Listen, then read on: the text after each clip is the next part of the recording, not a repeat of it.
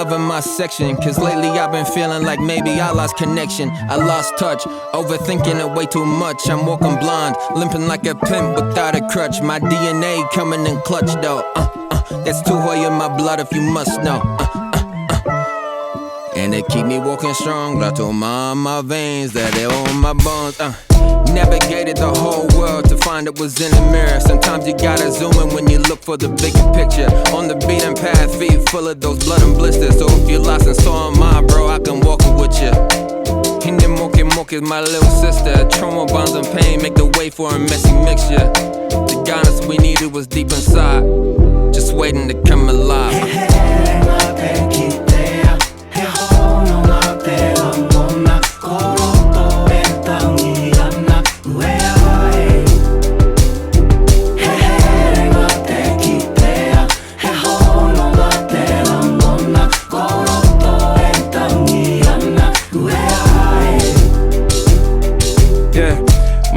You keep that more in the bay. I got connections from all around the way. Ko hine moke tuake nei taku ngākau, so let it guide the way. Taura here tangata, he taura here manawa. Kaua e whati whitiki tau wāse. Aha koa ngā piki me ngā heke, ka taia tonu e tātou te eke whitiki.